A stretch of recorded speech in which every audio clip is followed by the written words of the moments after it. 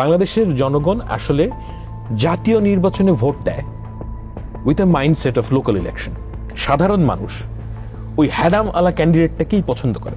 BNP জামাত এক পক্ষ treasury বেঞ্চে, এক পক্ষ অপোজিশনে। এইটা একটু আপনি যদি হাইপোথেটিক্যালি ইমাজিন করেন কেমন হতে পারে? যদি বিএনপি 2/3 মেজরিটি পায় তাহলে বিএনপির ট্রু অপোজিশন হবে মিডিয়া অ্যান্ড সোশ্যাল মিডিয়া। জামায়াতে ইসলামীর পার্লামেন্টারি পলিটিক্সে তাদের একটা স্ট্রং অপোজিশন হওয়ার ক্ষমতা আছে। আমি মনে করি না। আমি মনে করি যে যেটা অ্যাকচুয়াল অপোজিশন হবে বিএনপির জন্য সেটা হচ্ছে সাধারণ মানুষ। জামায়াতে ইসলামের কিন্তু কোনো প্রস্তুতি নাই বিরোধী দল কিংবা সরকারে যাওয়ার। What do you expect from new parliament? That they would be serious and committed to rules. এই দেশের মানুষের কোটি কোটি সমস্যা, এই সমস্যার সমাধান করার জন্য পলিটিশিয়ানদের আন্তরিক হতে হবে। হ্যালো এভরিওয়ান, টিবিএস এর নতুন আয়োজন কেমন সংসদ চাই এই অনুষ্ঠানে আপনাদের সবাইকে স্বাগতম। আজ আমাদের সাথে প্রথম দিনেই অতিথি হিসেবে উপস্থিত আছেন লেখক ও রাজনৈতিক বিশ্লেষক ফাহাম আব্দুস সালাম। ফাহাম আব্দুস সালাম, আপনাকে আমাদের স্টুডিওতে স্বাগতম। আপনাকে ধন্যবাদ। আপনি কেমন আছেন? আমি ভালো। আমি কোনো ভূমিকা ভনিতা না করে সরাসরি আপনার কাছে চলে আসলাম এবং অবভিয়াসলি কেমন সংসদ চাই মানেই হলো আসলে নির্বাচন কেন্দ্রিক রাজনীতি। সামনের দিনে সংসদ যেটা গঠিত হতে যাচ্ছে সেটা কেমন হবে সেটার উপর ডিপেন্ড করছে বাংলাদেশের গভর্নেন্স সিস্টেম কেমন হবে, আগামী দিনে সরকার কেমন হবে, এসবগুলো নিয়ে আসলে আমরা আলোচনা করব। তো প্রথমেই আসলে আমরা একটু আলোচনায় যেতে চাই যেটা হলো নির্বাচন কেন্দ্রিক রাজনীতি নিয়েই।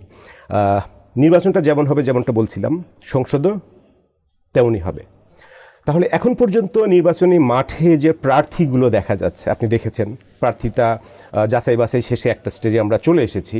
20 তারিখের ভিতরে প্রার্থিতা প্রত্যাহারের লাস্ট ডে চলে যাওয়ার পরে ফাইনাল ক্যান্ডিডেট সবাই হয়ে যাবে।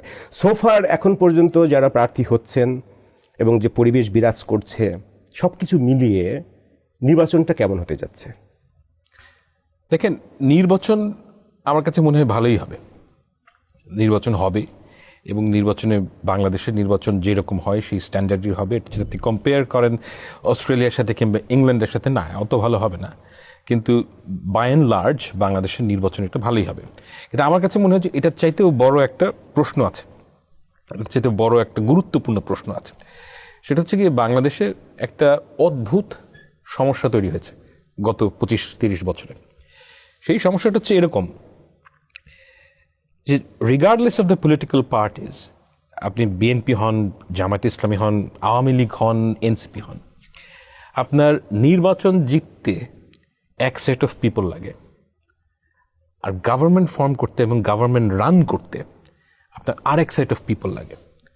Now, in a parliamentary democracy, these two groups should not be mutually exclusive. কিন্তু বাংলাদেশে যে ঘটনাটা ঘটেছে সেটা হচ্ছে এই দুই group of people actually exclusive হয়ে গেছে। এটার একটা বড় সমস্যা তৈরি করেছে, অর্থাৎ, এবং এই সমস্যার যেই কারণ সেটা বাংলাদেশের জনগণ। পলিটিক্যাল পার্টির দায়ভার আছে অবশ্যই, কিন্তু বাংলাদেশের জনগণের যে মাইন্ডসেট সেটাও খুবই গুরুত্বপূর্ণ জিনিস। কারণ বাংলাদেশের জনগণ আসলে জাতীয় নির্বাচনে ভোট দেয় with a mindset of local election. অর্থাৎ কে আমার বাসার সামনে রাস্তা বানাবে, কে অ্যাপেন্ডিক্স ফাটলে ঢাকায় নিয়ে যাবে, এই ধরনের ইস্যুর উপর বেস করে, কার হ্যাডাম আছে, কে লোকালি পাওয়ারফুল, এটার উপর বেস করে তারা জাতীয় নির্বাচনের ভোট দেন। না, এই ক্ষেত্রে যে সমস্যাটা তৈরি হয়েছে সেটা হচ্ছে কি যে আপনি যখন যেই পার্টি গভর্নমেন্ট ফর্ম করুক তাদেরকে দেশ চালানোর জন্য, অর্থাৎ গভর্ন করার জন্য যেই মন্ত্রী মিনিস্টার হবে, এটা চুজ করা খুব ডিফিকাল্ট হয়ে যাবে। এবং এই সমস্যা সহসা এটার কোনো আমি সমাধান দেখি না, আনলেস বাংলাদেশের ভোটাররা ডিসাইড করে যে আমরা অ্যাকচুয়ালি সেই ক্যান্ডিডেটকেই ভোট দিব যারা কম্পিটেন্ট। ফর ইনস্টেন্স, এখন যদি একটা নির্বাচন হয়, আপনি দেখেন যে নেক্সট নির্বাচনের পর যেটা পার্লামেন্ট তৈরি হবে, সেই পার্লামেন্টের একটা খুবই গুরুত্বপূর্ণ কাজ হবে গিয়ে যে সংবিধান সংস্কার। এখানে কয়জন ল মেকিং বোঝে? আপনি যদি ক্যান্ডিডেটদের দেখেন, a large group of them, they don't understand law making at all. তার উপর বাংলাদেশে গত 15 বছরে আসলে কোনো পার্লামেন্টারি ডেমোক্রেসি ছিল না, কোনো প্র্যাকটিস হয়নি। ওখানে গিয়ে ওই শেখ মুজিবের বন্দনা করতো, গান গাইতো মানুষ। এই যে আপনার মনে আছে হয়তো, ওই মমতাজ ওখানে গান গাইতো, এটা বিচিত্র অবস্থা ছিল।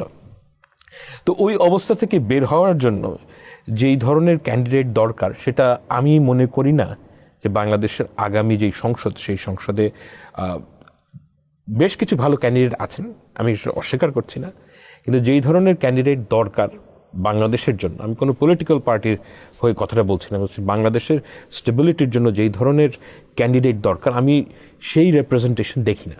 এইটা আমার একটা ভয়ের জায়গা। তাহলে আমরা যদি এভাবে বলি, আমরা আসলে কেমন সংসদ চাই, কাদেরকে দেখতে চাই সংসদে? ওয়েল দেখেন, আমি কেমন চাই না এটা আগে বলি। আমি চাই না যে বাংলাদেশে যেই এখন হচ্ছে যে আপনি লোকাল একটা পাওয়ারফুল ম্যান, তাকে সবাই ভোট দেয়, আসলেই সে পপুলার।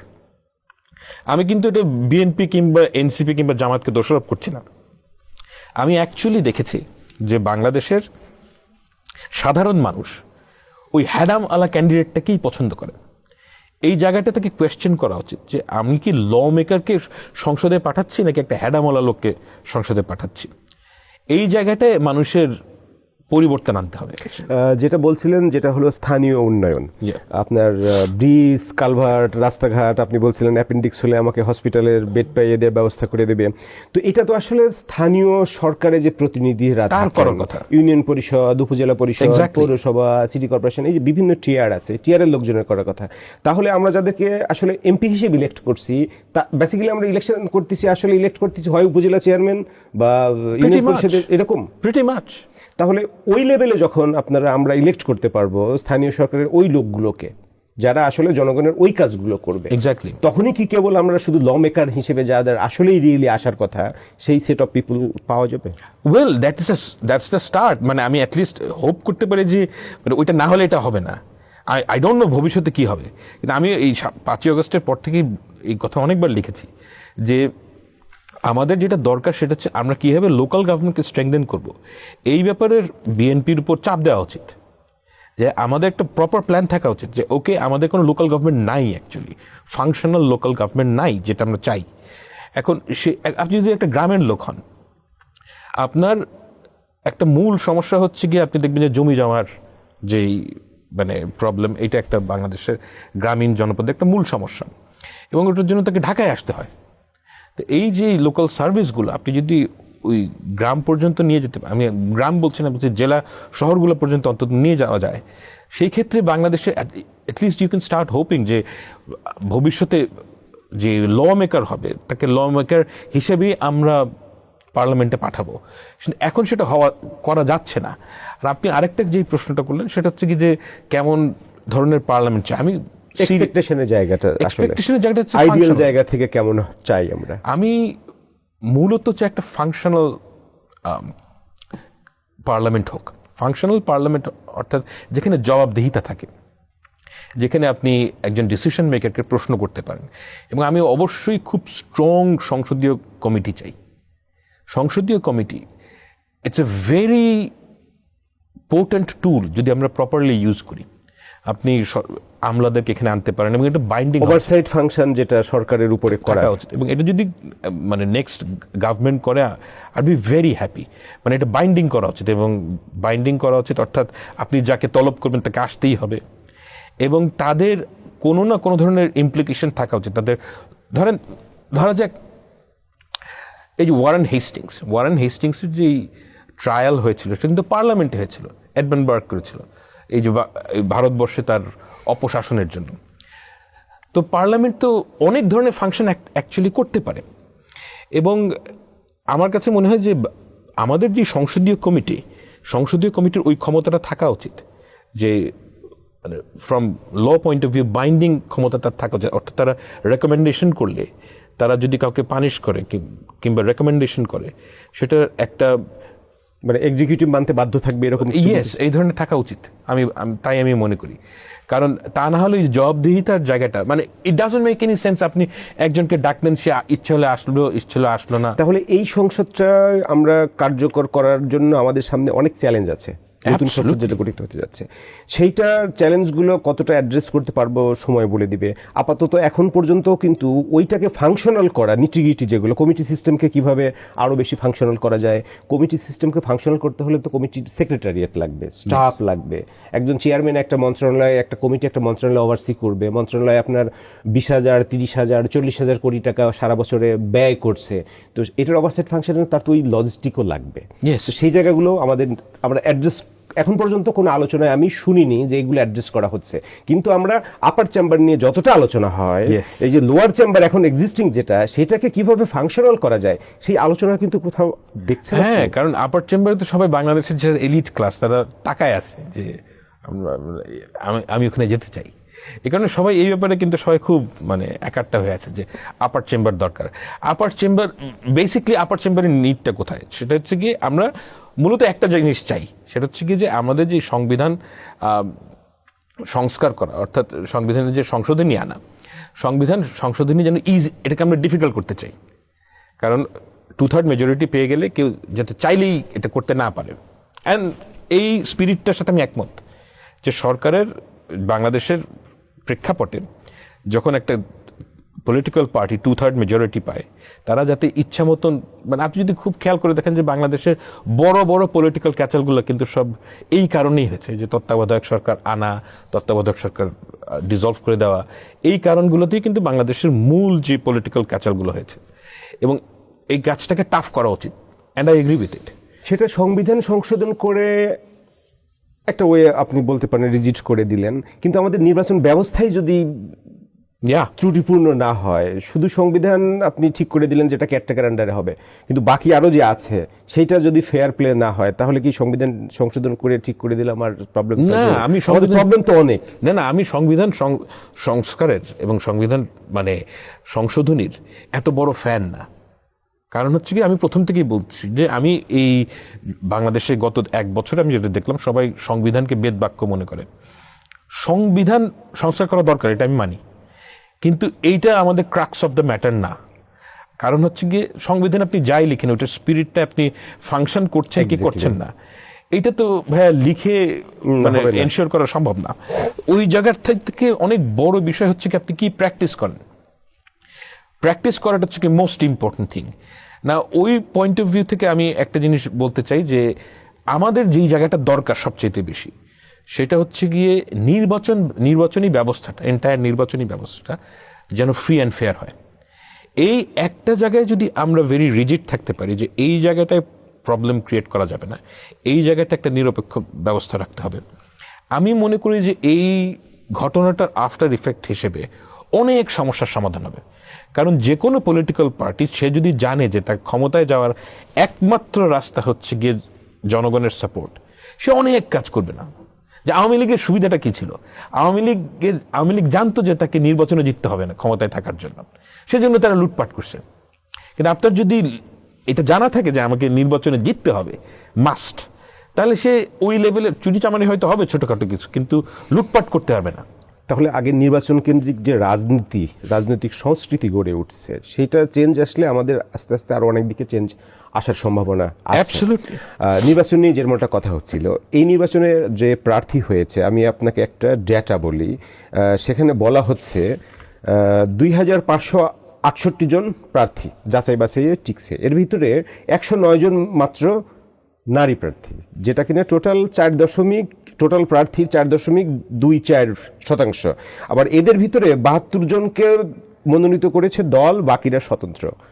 অর্ধেক পপুলেশন নারী, অর্ধেক ভোটার নারী, কিন্তু ক্যান্ডিডেট দেওয়ার ক্ষেত্রে আপনি দেখছেন 4.24%। আপনাকে আরও একটু ডেটা যদি বলি, বড় ইসলামিক দল যেগুলো আছে, জামাত ইসলামী বলেন বা ইসলামী আন্দোলন বলেন, এরকম দল আছে আপনার 20টা বা 25টা দল যাদের কোনো নারী প্রার্থীই নাই।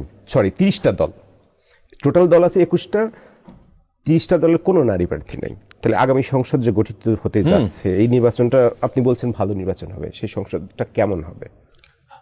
মানে এটা বাংলাদেশের একটা খুব ট্রাবলিং জায়গা, মানে ট্রাবলিং জায়গা এই সেন্সে যে আপনি যেটা বলছেন যে বাংলাদেশে 50% নারী, কিন্তু পলিটিক্সে এটার রেপ্রেজেন্টেশন নাই, and I agree with that. এখন ইসলামী দলগুলো যে নারী প্রার্থী নাই, আর অন্য দলগুলোর যে নারী প্রার্থী নাই, দুইটা কিন্তু পুরোপুরি একই ঘটনা না। কারণ আমি যেটা দেখেছি যে ইসলামী দলের মধ্যে একটা ইসলামী দল বলবো না, কিন্তু ইসলামিস্ট যারা, তাদের মধ্যে এই মেয়েদেরকে রাজনীতিতে জায়গা করে না দেওয়ার জন্য একটা মাইন্ডসেট আছে। এই মাইন্ডসেটটা কিন্তু বিএনপি কিংবা বড় যেটা পলিটিক্যাল পার্টি, বিএনপি কিংবা আওয়ামী লীগের কথাও যদি আগে চিন্তা করে দেখি, যে সরাসরি মেয়েদেরকে জায়গা করে দিব না, এরকম কোনো বিধিবিধান নাই এবং মেন্টালিটিও নাই। তবে একটা সমস্যা আছে, এটা আমি মনে করি যে বাংলাদেশের মেয়েরা কিন্তু পলিটিক্সে আগ্রহী না। এটা আপনারা যে কোনো দর্শক আপনারা প্রমাণ করতে পারবেন। কীরকম? আপনি যে কোনো বাংলাদেশের যারা পলিটিক্যাল কমেন্টেটর, তাদের ফেসবুকে কিংবা লেখালেখিতে আপনি গিয়ে দেখবেন যে পলিটিক্স নিয়ে আগ্রহী মেয়ের সংখ্যা খুবই কম। এবং এটা আমি প্রথম টের পাই ওই 2013 সালে। 2013 সালে যখন টালমাটাল দিন, যখন আমি অনেক লেখালেখি করতাম, মানে বিভিন্ন সময় অনেক জায়গায় দেখেছি যে আমার পাঠক বিভিন্ন জায়গায় আপ টু 96% হচ্ছে ছেলে। এবং আপনারা যে কোনো, আমি কনফিডেন্ট যে বাংলাদেশে যারা পলিটিক্যাল কমেন্ট্রি করে তারা প্রত্যেকে এটার সাথে একমত হবেন, যে তারা যদি গিয়ে দেখেন যে মেয়েরা কিন্তু রাজনীতির ব্যাপারে আগ্রহী না। আপনি আওয়ামী লীগ বিএনপির কথা বলছিলেন। আওয়ামী লীগ বিএনপির চেয়ারপারসন বা আওয়ামী লীগের সভাপতি বা সভানেত্রী কোনো একজন নারী হতে পারবে না, এরকম তাদের গঠনতন্ত্রের কোনো বিধান নাই। যে কারণে খালেদা জিয়া 4 দশক বেশি সময় ধরে বিএনপি চেয়ারপারসন ছিলেন। শেখ হাসিনা এখনও আছেনই, যদিও তার পার্টির কার্যক্রম ব্যান্ড, উনি দেশে নেই। ধর্মভিত্তিক কোনো দলের নারী কখনো চিফ হয়েছে এরকম রেকর্ড বাংলাদেশে আছে বা ভবিষ্যতে কেউ হবে না? কেন এটা আসলে? বাংলাদেশের মানুষ, বাংলাদেশের ছেলেরা প্রবলভাবে অ্যান্টি উম্যান, এটা হচ্ছে আমার অভিজ্ঞতা বলে। মানে ধর্মভিত্তিক দলগুলোতে সমস্যা কি? ধর্মভিত্তিক দলগুলোতে সমস্যাটা আছে, মানে সাধারণ মানুষের মধ্যেই এই সমস্যাটা আছে যে বাংলাদেশের ছেলেরা জেনারেলি বেশ অ্যান্টি ওমেন। এবং প্রবলেম হচ্ছে যে ধর্মভিত্তিক দলগুলোকে এই যে মানসিকতা, এটা নার্চার করে। অন্যরা কেউ নার্চার করে না, কিন্তু ওখানে নার্চার করার একটা কি বলবো, একটা পাটাতন আছে, যেখানে এটাকে স্ট্রাকচারালি এটাকে তারা মানে হাইপোথেটিক্যালি যদি ধরি, যে আগামী ফেব্রুয়ারির নির্বাচনে ধরেন আপনার নারী ক্যান্ডিডেট যারা দিয়েছে, বিএনপি সহ জাতীয় পার্টি আরও কিছু আছে মিলে নারী ক্যান্ডিডেট আছে, বাট যে ব্লকে উইমেন কোনো ক্যান্ডিডেট নেই, 0, তারা ইলেকশনে ল্যান্ডস্লাইড পেলো, সুইপ করলো, তাহলে ওই পার্লামেন্টের কেমন পার্লামেন্ট করতে? দ্যাটস ফাইন, কারণ আমার কাছে লেজিটিমেসি হচ্ছে বাংলাদেশের মানুষ যাকে ভোট দেবে, দ্যাট ইজ ফাইন। এখন এটা হচ্ছে কি আমাদের বাংলাদেশের মানুষের সঙ্গে আমি উল্টাভাবে আমি এইভাবে বলবো যে বাংলাদেশের মেয়েরা, যদি আপনারা মনে করেন যে এটা খুব অন্যায় হচ্ছে, ভোট দিন না, দ্যাটস ফাইন। মানে তাদেরকে ডিসাইড করতে হবে, তাদের হাতে যেহেতু তাদের অনেক ক্ষমতা আছে, ব্যালট পেপার আছে তাদের কাছে ব্যালট পেপার আছে, তাদেরকে ক্ষমতা এক্সার্ট করতে হবে। দেখেন, দুনিয়ায় কোনো কিছু খুব সহজভাবে আসে না মানুষের কাছে। আপনার ক্ষমতার জন্য আপনি যদি চান যে আমার ফেয়ার শেয়ার অফ ক্ষমতা আমার লাগবে, অ্যাক্ট ফর ইট। একটা ছেলে ক্যান্ডিডেট যা করে আপনিও তাই করেন। আমি একদম অ্যাবসলিউটলি ক্লিয়ার অ্যাবাউট ইট। আপনি যদি একটা ক্রিটিক্যাল মাসে যেতে পারেন, আপনি যদি পলিটিক্সে ইনভলভড হন, বাংলাদেশের যে কোনো political party would listen to this. এখন তারা কেন এটা না শোনার ভান করে? কারণ মেয়েরা কোনো চায়ও না, যায়ও না, তাই তাদের কোনো আলাদা কোনো প্রেশার নেই। কিন্তু এই যে সর্বশেষ অভ্যুত্থানের সময়, জুলাই অভ্যুত্থানের সময় নারীদের পার্টিসিপেশন কিন্তু অনেক সক্রিয় ছিল এবং সম্মুখ ভাগে ছিল, অনেক সময় ঢাল হিসেবে তারা কাজ করেছে, তাদেরকে সামনে রেখে ছেলেরা প্রোটেকশন হিসেবে ইউজ করেছে। কিন্তু তারপরে তারা ডাকসু ইলেকশন থেকে, যেমন বলা হলো যে অনেক সাইবার বুলিং এটা সেটার শিকার হয়ে অনেকেই কিন্তু আসলে পিছিয়ে গেছেন। তাহলে রাষ্ট্রের দায়িত্ব ছিল, রাষ্ট্র এখানে ফেল করলো না তাদের সেই প্রোটেকশনটা দিতে। Yes, the state has a duty to care. Yes, যেটা স্টেটের ডিউটি টু কেয়ার, সেটা হচ্ছে গিয়ে স্টেটের ডিউটি হচ্ছে কি আপনি একটা মেয়েকে চলাফেরা করার জন্য স্বাধীনতার ব্যাপারে আপনি এনশিওর করবেন যে সে তার ইচ্ছা মতন যে কোনো কাজ যেন করতে পারে, তার জন্য কোনো প্রতিবন্ধকতা না আসে, সেই ব্যাপারে হচ্ছে কি স্টেটের ডিউটি কেয়ার। স্টেটের আমি মনে করি না কোনো ডিউটি কেয়ার আছে যে তাকে রাজনীতিতে আনার না জন্য, সেটা বলছি না, বাট আপনার তার প্ল্যাটফর্মটা তৈরি করে। এখানে গভর্নমেন্ট, এই আমাদের কারেন্ট গভর্নমেন্ট ব্যর্থ হয়েছে, বুলিং এর শিকার হচ্ছে। অ্যাবসলিউটলি। মেয়েদের, আপনি যে কোনো মেয়েদের ফেসবুকে আমি দেখেছি যাচ্ছে তাই ভাষায় গালাগালি করে, বিশেষ করে আলবটর বাহিনী। এবং এটা আমার কাছে খুবই মানে দুর্বিষহ মনে হয়, বাংলাদেশে যদি আমি একটা মেয়ে হতাম, যে পাবলিক স্ফেয়ারে পার্টিসিপেট করার যে cost, it is extremely high. সে কোনো কথা বললেই গালিগালাজ, এবং তাকে বডি শেমিং করবে, তাকে কারো কারো ক্ষেত্রে স্লাট শেমিং করবে। এই জিনিসগুলো তো ঠিক না। এই কাজ যদি আপনি কন্টিনিউয়াসলি করতে থাকেন, আপনি তো তাকে পার্টিসিপেট করার সুযোগ করে দিচ্ছেন না। এবং এই জায়গায় গভর্নমেন্ট ফেল, মানে বাংলাদেশের সরকার এবং বিশেষ করে বাংলাদেশের সমাজ ভীষণভাবে ফেল করেছে। এই ব্যাপারে আমার কোনো মানে সন্দেহ নাই। কিন্তু এর পরের স্টেপটা কিন্তু মেয়েদের নিজেদের স্টেপ। আপনি যদি পার্লামেন্টের ইলেক্টেড হতে চান, আপনাকে কষ্ট করতে হবে, আপনাকে এলাকায় যেতে হবে। একটা ছেলে ক্যান্ডিডেট যা করে আপনাকে ঠিক তাই করতে হবে। আবার এই নির্বাচনের সময় যেহেতু তারা, আমরা বলছি 50% voter, they can be deciding factor. Oh yes, মানে আপনার হাতে ক্ষমতা আছে, আপনি ক্ষমতা এক্সার্ট করেন। মানে don't listen to BNP or Jamaat or any political party. আপনার যেই পলিটিক্যাল এজেন্সি আছে, সেই এজেন্সির ব্যবহার আপনাকেই করতে হবে। তো মেয়েরা সেই ব্যবহার করে না কেন? আমরা একটু এই সর্বশেষ যে রাজনৈতিক মেরুকরণের ঘটনা ঘটেছে সেটা নিয়ে একটু আপনার অবজারভেশন জানতে চাইবো। তাহলে ইলেকশনটা আসলে দুইটা ব্লকেই তো কম্পিটিশনের জন্য প্রস্তুত হয়ে যাচ্ছে, দুইটা অ্যালায়েন্স। এনসিপির সর্বশেষ জামাতের সাথে যোগদান, এলডিপিও জয়েন করেছে। আবার এদিকে আরেকটা ডেভেলপমেন্ট যেটা আছে, যে জাতীয় পার্টি, জিএম কাদের নেতৃত্বাধীন যে জাতীয় পার্টি, এই গত এক বছরের বেশি সময় ধরে নানাবিধ প্রেশারের ভিতরে তারা ছিল। তাদেরকে ব্যান করার দাবি পর্যন্ত উঠছে। সরকার, নির্বাচন কমিশনের যত ধরনের সংলাপ হয়েছে সংস্কার সংক্রান্ত, কোথাও তাদেরকে ইনভাইট করা হয়নি। সর্বশেষ তারা এই নির্বাচনে অংশগ্রহণ করতে পেরেছে এবং 200-র বেশি আসনের প্রার্থিতাও দিয়েছে। এটা একটা ডেভেলপমেন্ট। জামাতের সাথে এনসিপি এলডিপি জয়নিং একটা ডেভেলপমেন্ট। আবার একটা আলোচনাও আসছে, যেটা হলো যে জাতীয় পার্টি আগ্রহী বিএনপির সাথে কিছু আসনে যদি সিট সমঝোতা। না, সিট সমঝোতা বিএনপি করবে না।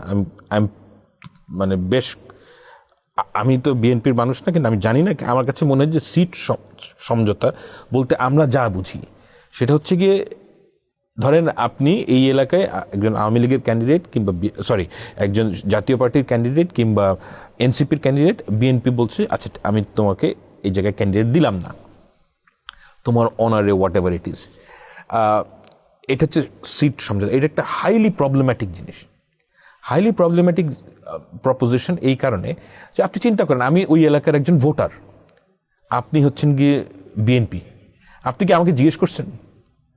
আপনি যদি একটু জোট করেন, আমি অ্যাটলিস্ট প্রিপেয়ার্ড, আমি জানি যে আপনি জোট করবেন এবং জোট করে ওখানে কে ক্যান্ডিডেট দিবে কি দিবে না সেটা আপনাদের বিষয়, আই অ্যাটলিস্ট আন্ডারস্ট্যান্ড দিস।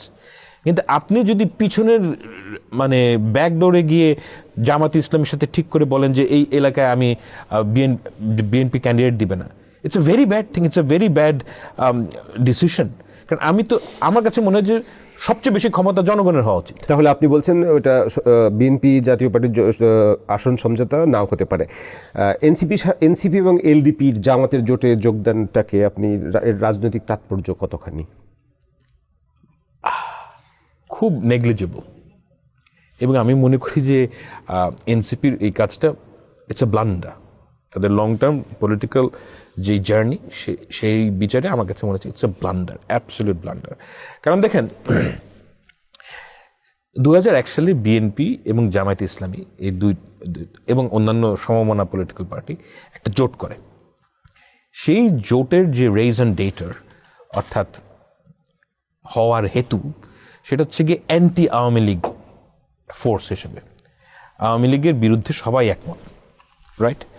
এবং অ্যাটলিস্ট একটা পলিটিক্যাল যদি আপনি স্ট্র্যাটেজি হিসেবেও দেখেন, it is okay, I can understand যে পলিটিক্যালি যেই লোকটা ধরেন বিএনপিকে ভোট দেয়, সে আওয়ামী লীগকে ঠেকানোর জন্য হয়তো জামায়াত ইসলামীকে ভোট দিবে, এন্ড ভাইস ভার্সা। জামাতের যে লোকটা, সেও হয়তো আওয়ামী লীগকে না ভোট দেওয়ার জন্য বিএনপিকে ভোট দেবে।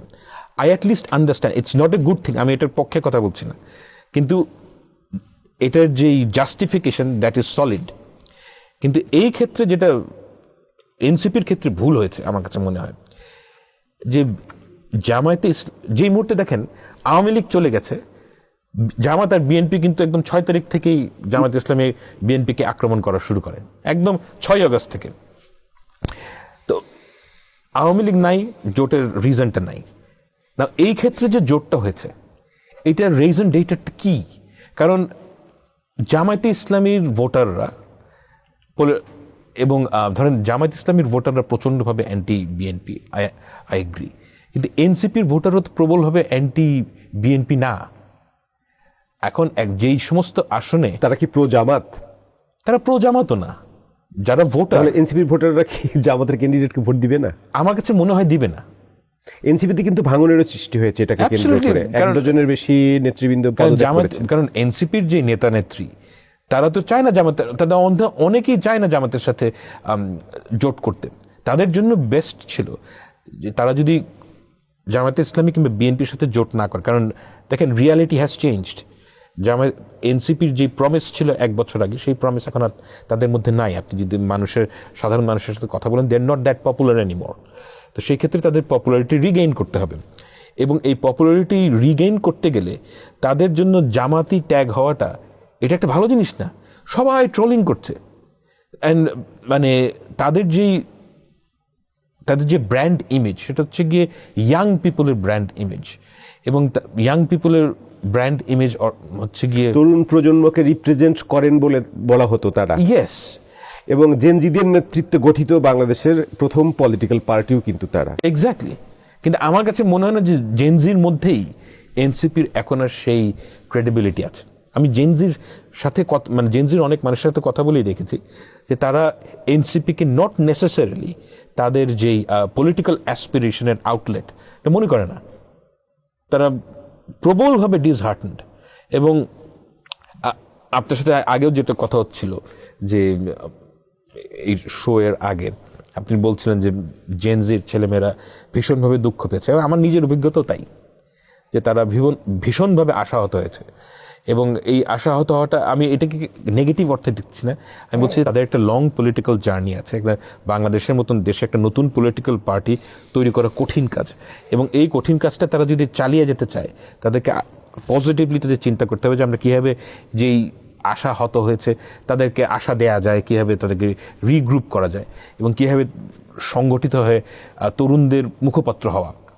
এটা করার জন্য আমি মনে করি তাদের জামায়াতে ইসলামীর সাথে অ্যালাইন করাটা was not a wise decision.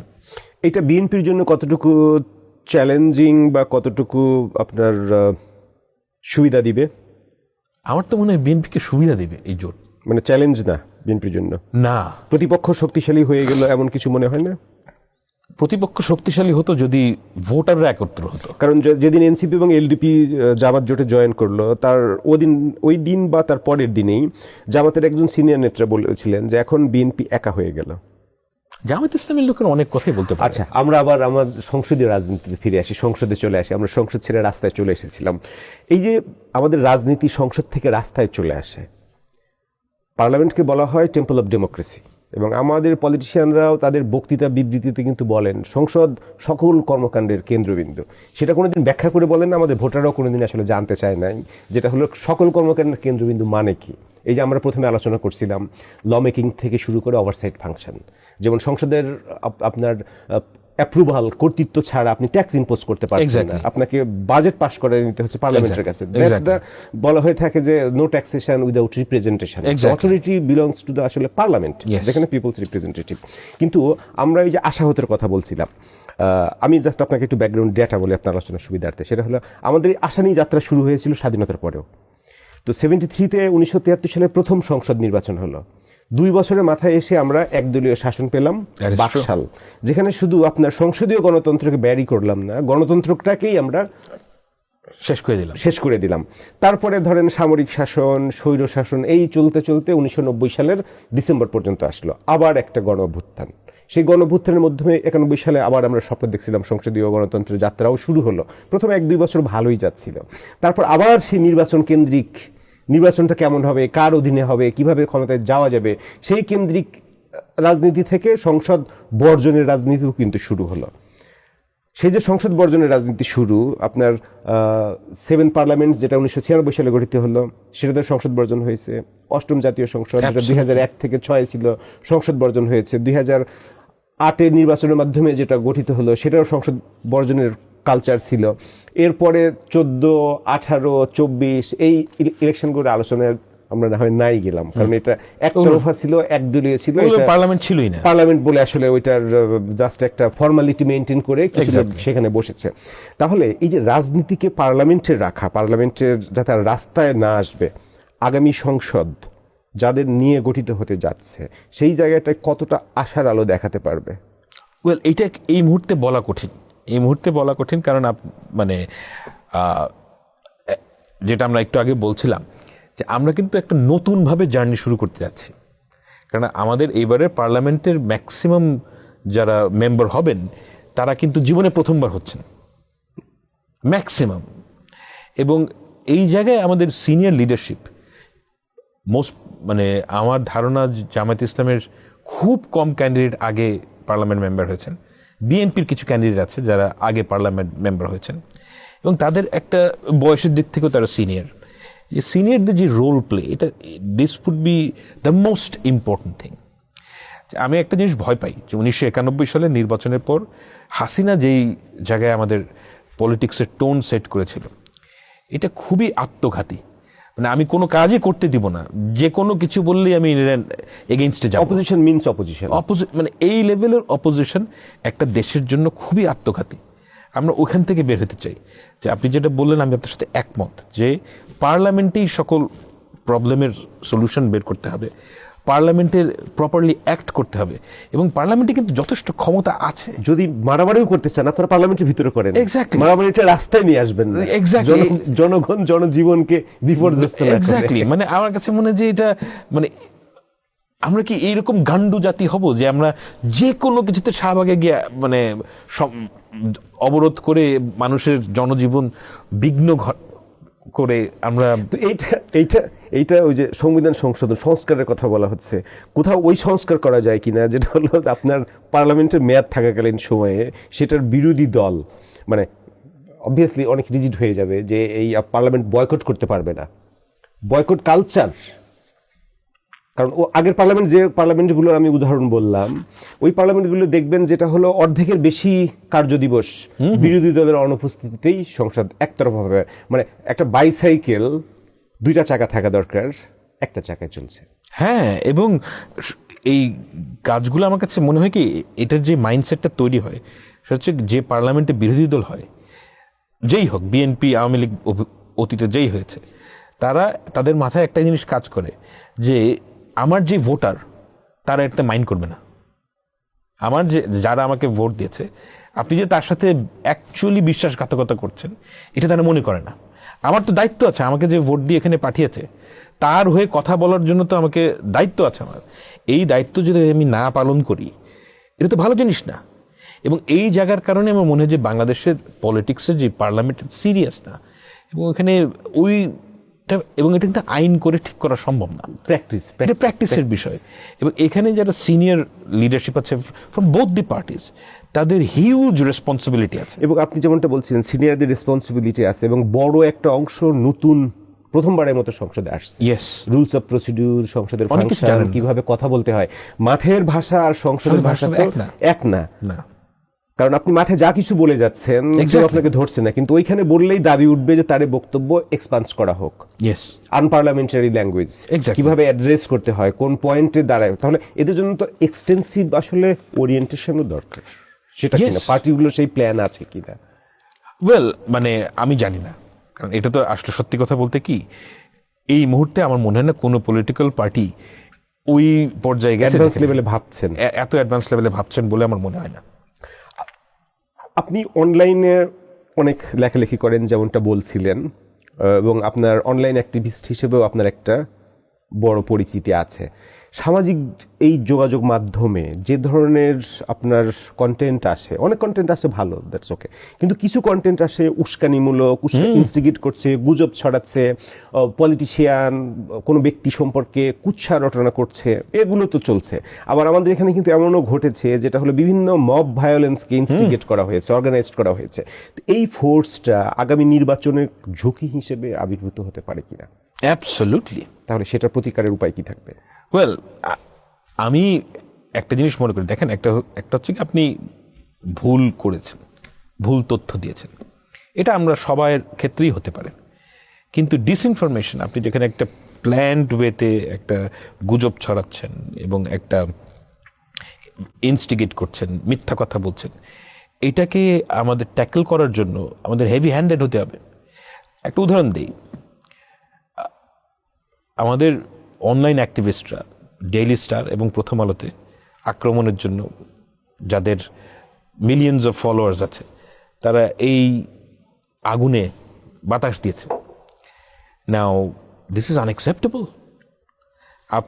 আমি নিজে ডেইলি স্টার এবং প্রথম আলোর এগেনস্টে বহু বছর ধরে ট্রোল করি, কারণ আমি মতামত তৈরি করার চেষ্টা করি। ক্রিটিক ছিলেন? আমি ক্রিটিক ছিলাম, দ্যাটস ফাইন। মানে আপনি যে দ্যাট ওয়াজ গুড ফর প্রথম আলো, ডেইলি স্টার টু। আমি জানি না তারা কীভাবে নিয়েছে সেটা আমি জানি না, কিন্তু আমি ক্রিটিক তাদের। কিন্তু আপনি একটা অফিসে গিয়ে হামলা করতে পারেন না। এবং এই কাজ যারা করেছে, সম্ভবত শুধুমাত্র ইলিয়াস হোসেনের অ্যাকাউন্ট, আমি নিশ্চিত না, কারণ এই ব্যাপারগুলো ক্লিয়ারলি বলা সম্ভব না। আমি যদি ভুল বলে থাকি আমি ক্ষমা প্রার্থী। শুধুমাত্র ইলিয়াস হোসেনের ফেসবুক অ্যাকাউন্ট নামানো হয়েছে। এখানে আরও অনেকে ছিল, অনেকেই ডগ হুইসলিং করছিলেন। আমি মনে আছে যে একজন লিস্ট দিয়েছেন, মানে এই ছায়ানট ভাঙতে হবে, ওগুলো ভাঙতে হবে। এটা কী ধরনের কথা? এবং এই জায়গায় আপনাকে আমি আগামী সরকারের কাছে আশা করব যে এই যে মব তৈরি করা, অ্যাবসলিউটলি হেভি হ্যান্ডেডলি এটা বন্ধ করা উচিত। আগামী সরকার পর্যন্ত যেতে পারলে আমরা সেটা এক্সপেক্ট করতে পারবো, কিন্তু আমার প্রশ্ন হচ্ছে আগামী নির্বাচনে এইটার কি পরিমাণে রিস্ক ক্রিয়েট করতে পারে এবং সেইটা মোকাবেলা করার মতো ক্যাপাসিটি, অ্যাবিলিটি বা ইন্টেনশন এখন যে অ্যাডমিনিস্ট্রেশন আছে সরকারের, আমার কাছে মনে হয় নাই তাদের ট্যাকল করার, তারা বোঝেও না। এবং আমার কাছে এটাও মনে হয় যে এটা একটা বিশাল সমস্যা হিসেবে দেখা দিবে। দ্যাটস মাই ফেয়ার অ্যাসেসমেন্ট, যে এটা অ্যাকচুয়ালি একটা বিশাল, ইনফ্যাক্ট এটা এই মুহূর্তে একটা খুব বিশাল সমস্যা। আপনি যে কোনো মিথ্যা কথা যে কোনো কাউকে নিয়ে বললেই মানুষ এটা বিশ্বাস করে। আর বাংলাদেশের মানুষের একটা পিকিউলিয়ার ট্রেন্ড আছে। আপনি যদি ইলেকশন ডে তো আমাদের এখানে খুবই টেন্স থাকে ইলেকশন ডে, এবং আমাদের এখানে আসলে ইলেকশনটা একটা যুদ্ধের মতো ভাব। হ্যাঁ, কারণ দেখবেন আপনার ইলেকশনের নিরাপত্তাতে যে পরিমাণে খরচ হয়, এটা were like situation, as if অন্য দেশ থেকে কেউ না কেউ এসে আমাদের ভোটগুলো চুরি করে বা লুট করে নিয়ে যাবে, সেটা পাহারা দেওয়ার জন্য হচ্ছে এই পরিমাণে সিকিউরিটি অ্যারেঞ্জ করা হচ্ছে, কয়েক হাজার কোটি টাকা সিকিউরিটিতে ব্যয় হবে। তো এই টেন্স সিচুয়েশনে ধরেন আপনার যখন ভোট কাউন্টিং শুরু হচ্ছে, সন্ধ্যার পর থেকে যখন ভোট কাউন্টিংয়ে যাচ্ছে, তখন যদি কাউকে কেউ বিজয়ী ঘোষণা করে, আবার কেউ বিজয়ী হতে যাচ্ছে, সেটা ফলাফল ম্যানিপুলেশনের উপর, এই যে আপনার অনলাইন ইনফ্লুয়েন্সার যাদের কথা বলছিলেন, ওই রিস্কটা কি মাত্রায় যেতে পারে, সেটার এক্সট্রা প্রিপারেশন আমাদের নেওয়া হচ্ছে কি না? কারণ আমাদের সরকারের তরফ থেকে কিন্তু বলা হচ্ছে যে নির্বাচন কেন্দ্রিক সোশ্যাল মিডিয়ায় যা কিছু হতে পারে সেগুলোর প্রতি মোকাবেলার জন্য এই মেকানিজম থাকবে। আপনি দেখেছেন সেই মেকানিজমগুলো there is only one mechanism হবে কিনা? there is only one mechanism. আপনি যদি ইন্টেনশনালি কোনো অ্যাকাউন্ট থেকে ডিসইনফরমেশন এবং মিসইনফরমেশন দেখেন, both YouTube and Facebook, you take down the account, simple as that. কারণ হচ্ছে গিয়ে দেখেন, আপনি মতামত সৃষ্টি করেন, আপনি গালাগালি করেন, কোনো সমস্যা নেই। কে করবে সেটা? গভর্নমেন্টকে করতে হবে। ফেসবুক, ইউটিউব কর্তৃপক্ষের দিকে আমরা তাকিয়ে থাকবো, অ্যাপ্লাই করবো, নাকি আমাদের এখানেও কোনো অথরিটি আছে যে we can do something? Yes, government তো করতেই পারে। গভর্নমেন্ট ইলিয়াস হোসেনের একটা গভর্নমেন্ট কেমন করে করেছে না, আমি again I am not sure. বাংলাদেশে একটা প্রচলিত মত হচ্ছে কি যে ইলিয়াস হোসেনের অ্যাকাউন্ট বাংলাদেশ সরকারের অনুরোধে নামানো হয়েছে। I am not sure, again আমি জানি না। বাংলাদেশের ফেসবুকে এটা একটা আলোচনা ছিল এবং এটাই জনপ্রিয় মতামত। সেই ক্ষেত্রে আমি বলছি যে ওটা যদি পারে, অন্যদের ক্ষেত্রেও পারা উচিত।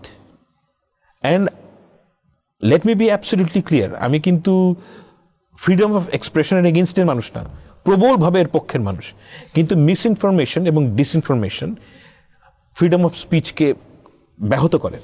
আমার ফ্রিডম অফ স্পিচকে আপনি যদি মিথ্যা কথা বলেন, যদি আমাকে নিয়ে গুজব ছড়ান, সেটা তো অ্যাকচুয়ালি ব্যাহত করে। অন টপ অফ দ্যাট আপনি যদি অর্গানাইজড ভায়োলেন্সের দিকে যান, এটা সবার জন্য বিপদ। তো ওই বিপদ আটকানোর জন্য ইয়েস আপনাকে স্ট্রিক্ট হতে হবে যে these are two different categories. আপনি মতামত তৈরি করেন, কোনো অসুবিধা নেই।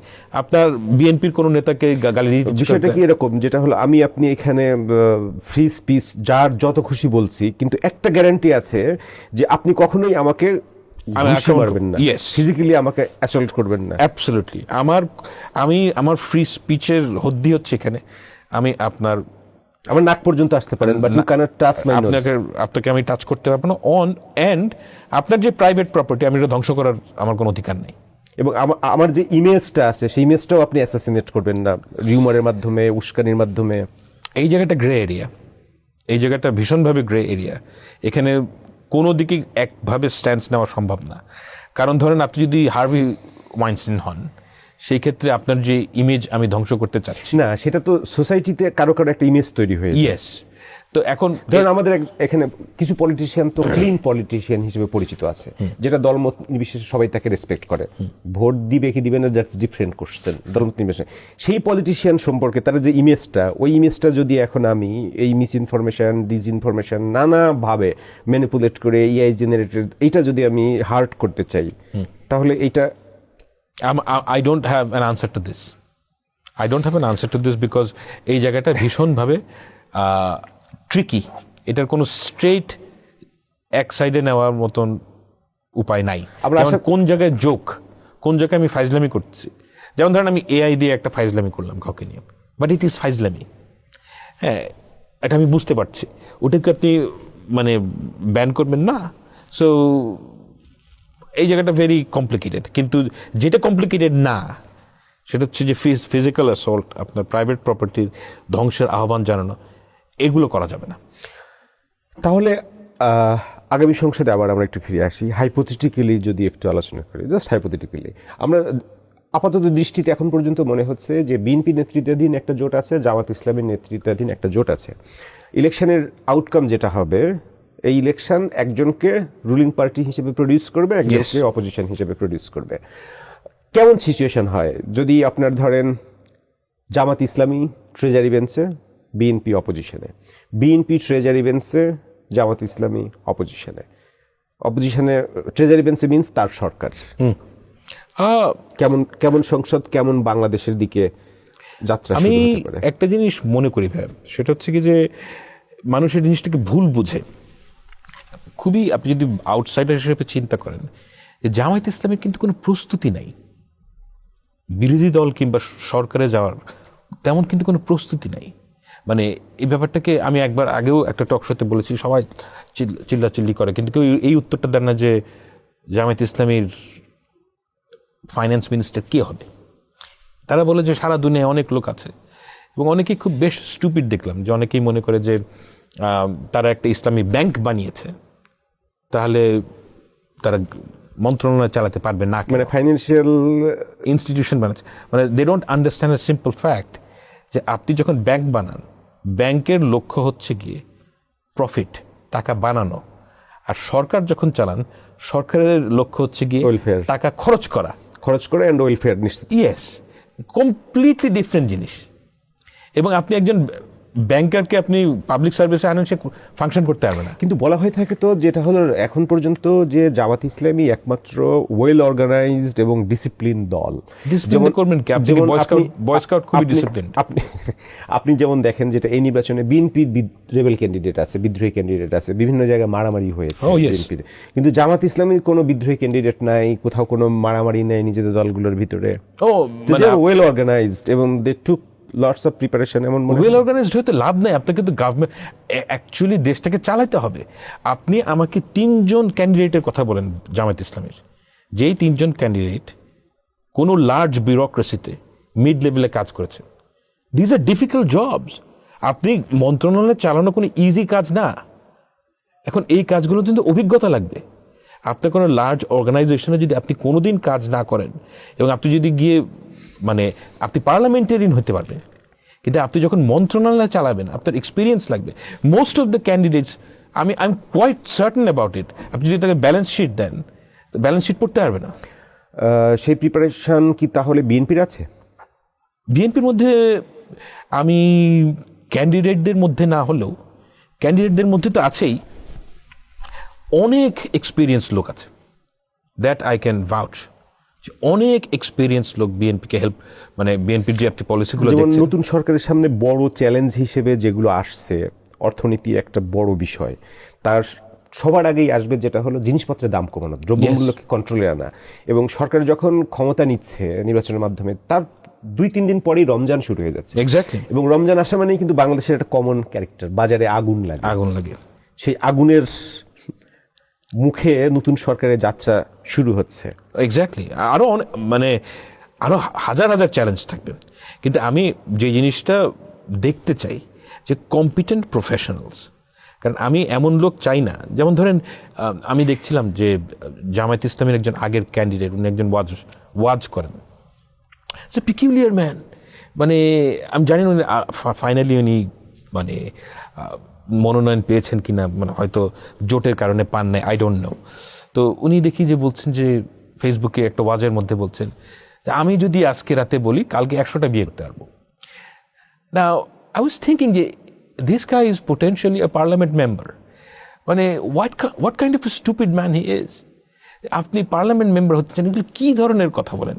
মানে এগুলো জিনিসগুলো যখন ছোট বাচ্চারা দেখেন, এই জিনিসগুলোকে না ট্রিভিয়ালাইজ করে ফেলে, ওখানে আমার সবচেয়ে বড় আপত্তি। যে প্রশ্নটা আপনি আসলে তুলছেন, তাহলে এই যে পার্লামেন্টারি ল্যাঙ্গুয়েজ, যেটা পার্লামেন্টে গেলে একটা আপনার ফুল ফ্রিডম আছে, হ্যাঁ, উইদিন দ্য পার্লামেন্ট ইমিউনিটি আছে, বাট আপনার আবার রেস্ট্রিকশনও আছে। ইয়েস, আপনার শব্দ চয়নে আপনাকে সতর্ক হতে পারে। এবং বলা হয়ে থাকে যেটা হলো কোন ভাষাটা আসলে সংসদীয় কোনটা অসংসদীয়, ভাষার গুণগত পর্যায়েটাও এটা ডিপেন্ড করে। তাহলে এখন যাদের বক্তব্য আপনি শুনছেন, সেটা জামাতেও আছে, বিএনপির ক্যান্ডিডেটরাও আছে, এই যে ভাষায় বক্তব্য দিচ্ছে সংসদে গিয়ে, এই ভাষার পরিবর্তন ঘটাবে কিভাবে আগামী সংসদে?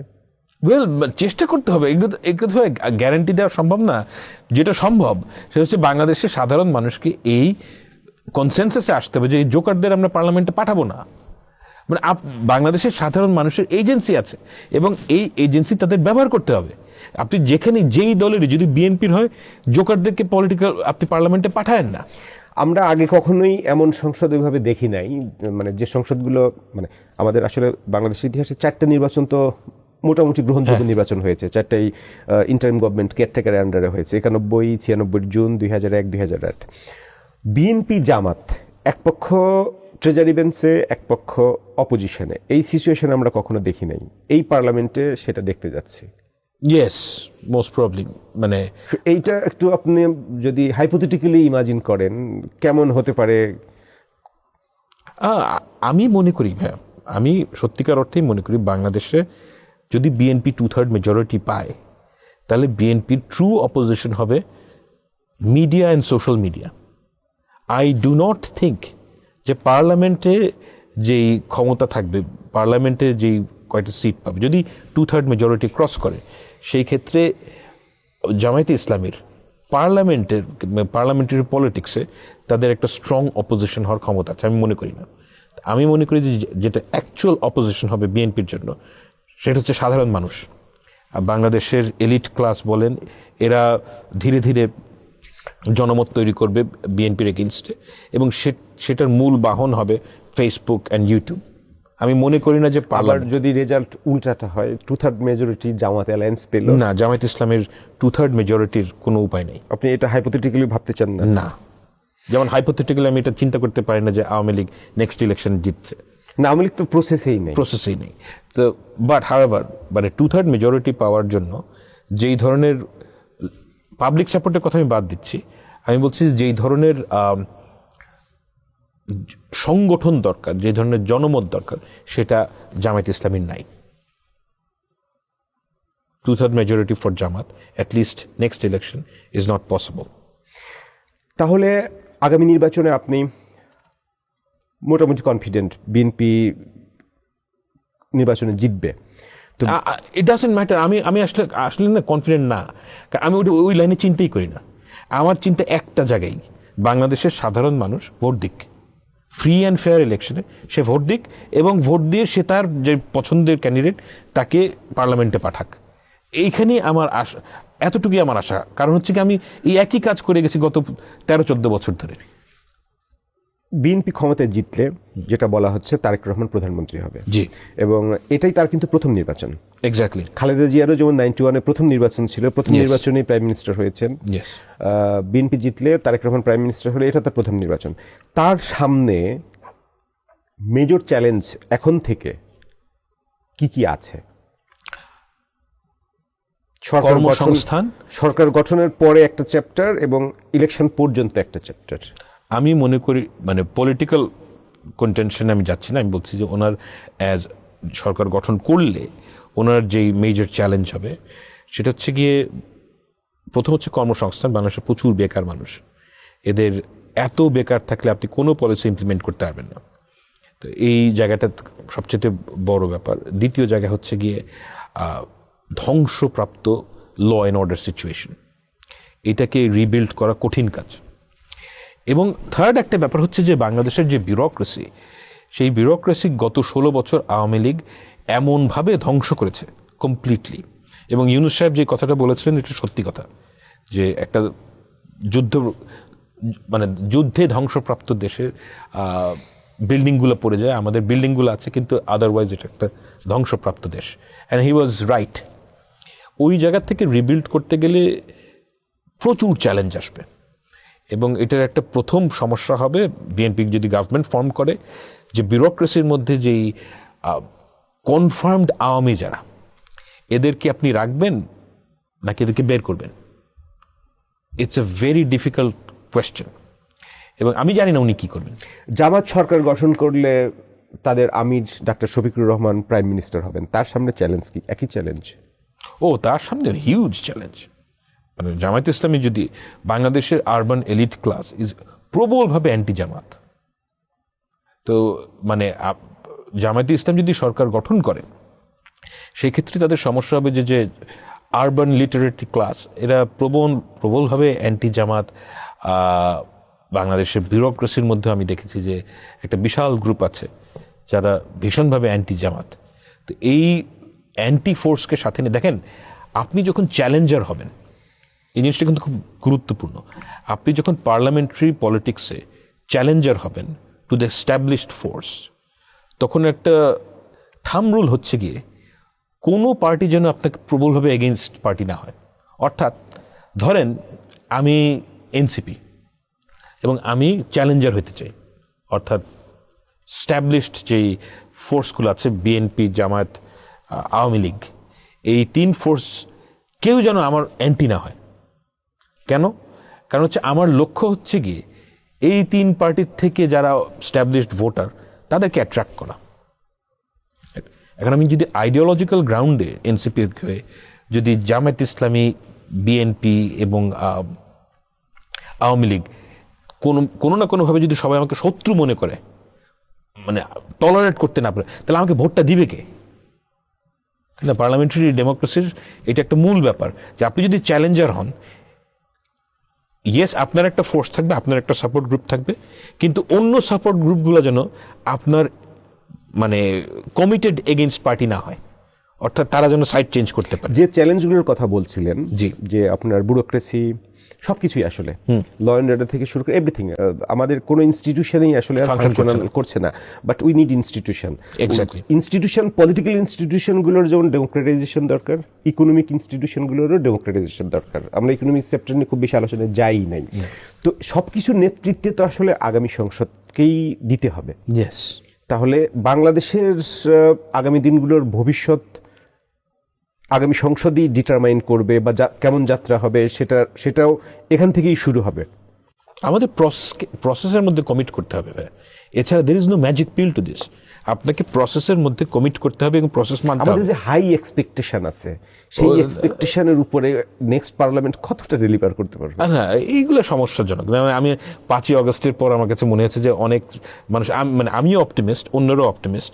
তো অন্যদের আশা ছিল চাঁদে, আমার আশা ছিল এখানে। সো আমি অতটা ডিসহার্টেন্ড হই। রিয়েলিস্টিক ছিলেন আপনি? আমি মানে যেই অবস্থা আওয়ামী লীগ করে দিয়ে গেছে, এখান থেকে ভাই কেউ যদি মনে করে যে আগামী 5 বছর 10 বছরে ঠিক হয়ে যাবে, হি ইজ এ ফুল। মানে অনেকেই ব্যাপারটা বুঝে না যে আওয়ামী লীগের যে রট, আওয়ামী লীগ আমলের, এটা কতটা সিভিয়ার।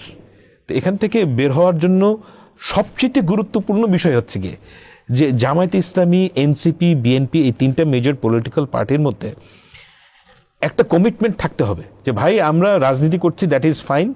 আমরা ওই একজন আরেকজনকে আটকানোর জন্য যে রাজনীতি, ওই রাজনীতি করব না। ফর অ্যাটলিস্ট 5 ইয়ার্স 10 ইয়ার্স আমরা সবাই মিলে এই দেশটাকে লাইনে উঠানোর চেষ্টা করি। এবং তারা যদি এই লাইনে উঠানোর ব্যাপারে একমত থাকে, প্রত্যেকটা পলিটিক্যাল অ্যাক্টর বাংলাদেশে দে উড বি ইমেন্সলি মানে রিওয়ার্ডেড। সেই প্ল্যাটফর্মটা দরকার। প্ল্যাটফর্মটাই কি আগামী সংসদ হতে পারে? ইয়েস, পার্লামেন্ট হতে পারে, সংসদের বাইরেও। বাইরে হতেই পারে, বাট পার্লামেন্ট অফকোর্স কেন্দ্রিক সবকিছু হওয়া উচিত। ইয়েস। আপনার কাছে লাস্ট কোশ্চেন এবং খুব ব্রিফলি জানতে চাইব, নতুন সংসদের কাছে আপনার এক্সপেকটেশনের জায়গাটা কি? What do you expect from new parliament? that they would be serious and committed to rules. এটা ছাড়া কোনোভাবে আমরা বের হতে পারবো না। দেখেন, এই ম্যাভেরিক কাজকর্মতে আমি বিশ্বাস করি না। যেটা এই যে আমি বলতে চাই না ব্যক্তিগত নাম টেনে, এই যে 7 সিস্টার আলাদা করে দেবে, এগুলো এই ধরনের কথাবার্তা, এই ধরনের রেটোরিকের পলিটিক্স আমার কাছে খুবই বিরক্তিকর লাগে। এই দেশের মানুষের কোটি কোটি সমস্যা, এই সমস্যার সমাধান করার জন্য পলিটিশিয়ানদের আন্তরিক হতে হবে যে ইয়েস, আমরা কোটি কোটি সমস্যার সমাধান করতে পারবো না, কিন্তু we must try, we must commit. এবং সেই জায়গাটায় যদি পলিটিশিয়ানরা, অল পার্টিজ যদি সিরিয়াস হয় এবং তারা যদি এই মানে কথামালার ফুলঝুরি না ছড়িয়ে যদি সিরিয়াসলি জনগণের সমস্যার সমাধান করতে চায়, I can bet with my life যে প্রত্যেকটা political actor in the course of time, next 5 years to 10 years, hugely rewarded হবে সবাই, not only BNP, Jamaat Islami, NCP. কিন্তু এটা তো ধৈর্য নেই বাংলাদেশের মানুষের কাজ হচ্ছে গিয়ে সারাক্ষণ ঝগড়া করা। এই ঝগড়ার টেন্ডেন্সি থেকে বের হয়ে হেল্প করেন। বিএনপি যদি সরকার গঠন করে, তাকে হেল্প করেন, আপনিও রিওয়ার্ডেড হবেন, দেশের মানুষও রিওয়ার্ডেড হবে। যদি জামায়াত ইসলামী সরকার গঠন করে, তাদেরকে হেল্প করেন। আমি জামায়াত ইসলামী, আমাদের দেশের মানুষের কোটি কোটি সমস্যা, এই সমস্যার সমাধান করতে গেলে বিভিন্ন সেক্টরের লোককে এক জায়গায় আনতে হবে। ফাহাম আব্দুস সালাম, আপনাকে ধন্যবাদ আমাদের আলোচনায় অংশ নেওয়ার জন্য। আপনি ভালো থাকবেন, সুস্থ থাকবেন, নিরাপদে থাকবেন। আর আমাদের পার্লামেন্ট বিল্ডিংটার আর্কিটেকচারাল বিউটি কিন্তু অনেক সুন্দর। অ্যাবসলিউটলি। মানে পার্লামেন্ট আছে, বাট পার্লামেন্টে প্রাণটা নেই। সেই প্রাণটা ফিরে আসবে আগামী নির্বাচনের মাধ্যমে, সেটাই আমরা এক্সপেক্ট করি। আপনাকে অসংখ্য ধন্যবাদ। ডিয়ার ভিউয়ার্স, আমাদের সাথে থাকার জন্য আপনাদেরও ধন্যবাদ। আপনারা ভালো থাকবেন, সুস্থ থাকবেন, নিরাপদে থাকবেন।